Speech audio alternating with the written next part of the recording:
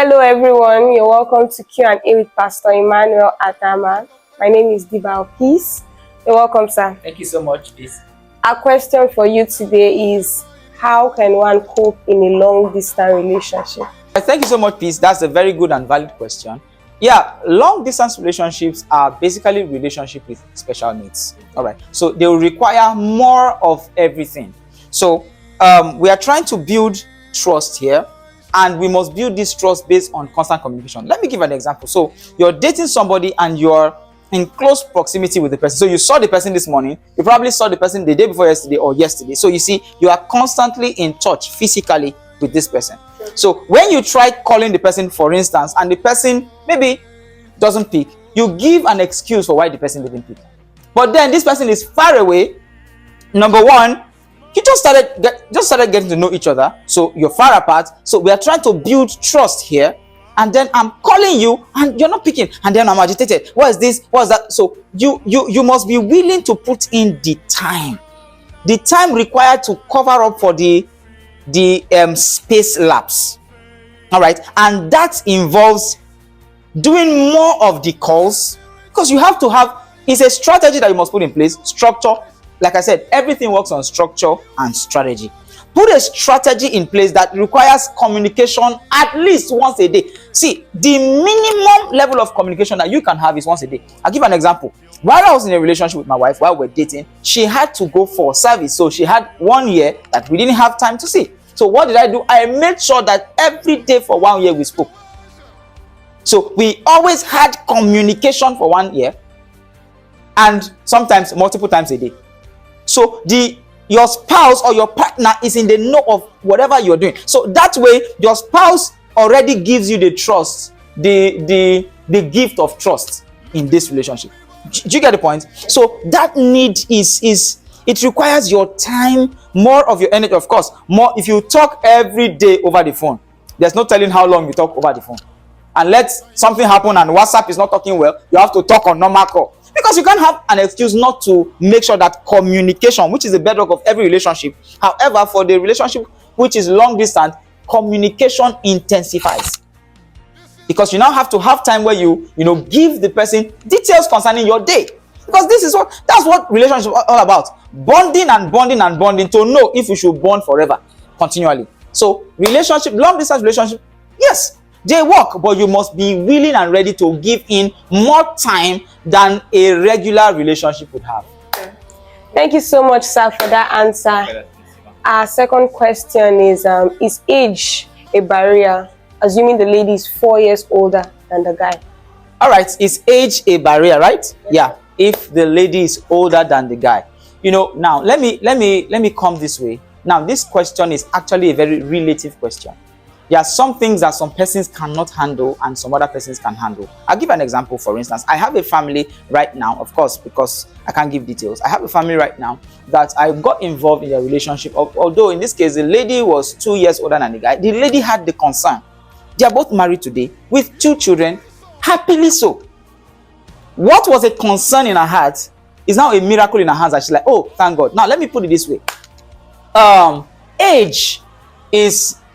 I don't want to just say age is but number, but actually, yes, age is number. But then, Apostle Paul says something. He says, when I was a child, I spoke as a child, I understood as a child, and I reasoned as a child. He said, but when I became a man, I put away childish things. In other words, the way he spoke changed, the way he reasoned, and the way he understood. So, what makes for marriage is not just age. In fact, let me say this. Some people are old enough to be married who should never be married. Or let me put it this other way. Some people are married because they are old enough to be married, but they shouldn't even be married. Why? Because they are not mature enough to be married.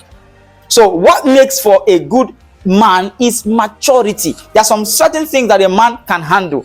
So we find that sometimes we can have a young man who is probably, you're in a relationship with a lady who is older than you, but nobody knows that lady is older than you. Nobody knows. Because if you don't tell us, we will not know. So the truth is, for the lady, are you comfortable? Not just for the lady, for the lady and the man. The lady now, are you comfortable marrying someone who is older than you because you've seen his maturity level? In fact, that's even why you're in a relationship with the guy. if you're in a relation with the guy, or that's even why you are very close to the guy, because you see something in the guy. So for the guy now, in entering the marriage, for instance, are you comfortable marrying someone older, who is older than you? So for both of you, it may be a concern. However, when maturity is involved and the guy is acting mature, the guy can handle things, and the guy is doing things even way mature than people his age, I don't see any reason why you shouldn't be. I'll give another example. In the Bible, I just talked about Paul saying putting away childish things. So maturity is in 3 ways. Number 1, Paul said the way he speaks. So how does the person speak? Does the person speak as a child? The way the person reasons and the way the person understands things. Because sometimes you are talking to somebody and you're wondering, what did I say? What are you understanding? That person is still a child. But if the person can understand in a mature way, then that puts the person in a position where the person should, maybe be a husband in that regard. I'll give another example. Something happened in the Old Testament. One of Judah's children got married and then died, and then Onan came, married the daughter, the woman, and then Onan died too. And then Judah said something. He said, go to your house. Just go first. When my third child is old enough, I will call you and you will marry him. Marry him. And I ask myself, this child that we are waiting for to grow old and become a man or become a husband to this lady, how many years do you think the difference will be? That's going to be massive, because you have to wait for the guy to grow. But you see, in that Jewish culture, because also is a culture thing. Now we are in Nigeria, and Nigeria has a culture. The Jews also had and has a culture. So at the time, that culture, it was not anything wrong. Do you get my point? So now that was not a problem. Why? Because a Jew is brewed or groomed to be a man at an early age. What makes the Jew a man is the things that he has learned over time, which has made him a man in speech, in understanding, and in reasoning. That is actually what makes a man a man. So if the lady is okay getting married to that man, and then you must make sure that in the marriage it won't come up. Let the issue of age not come up as it relates to, let's say the man decided to make a decision, and then you as a lady are saying, you see, the problem I have is because I senior you.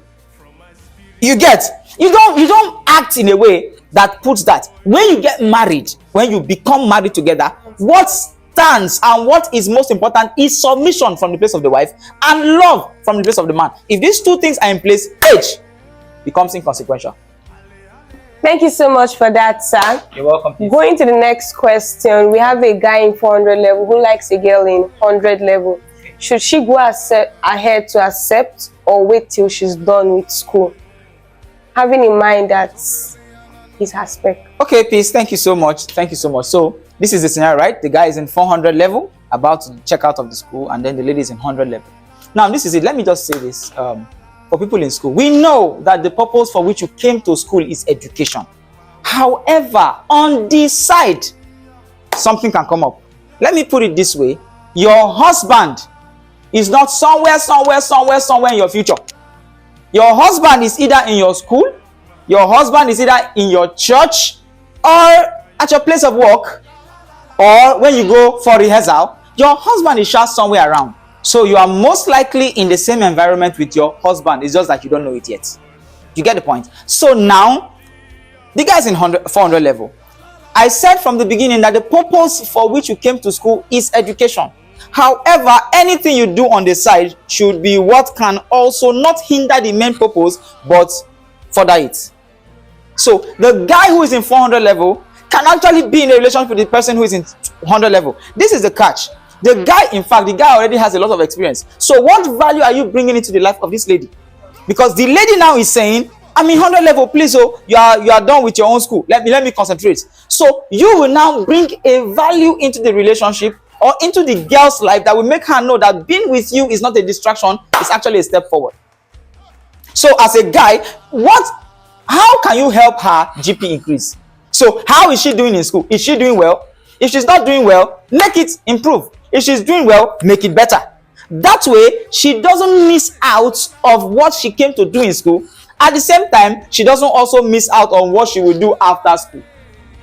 So it all depends on what value you're bringing. So there is no hard and fast rule to these things.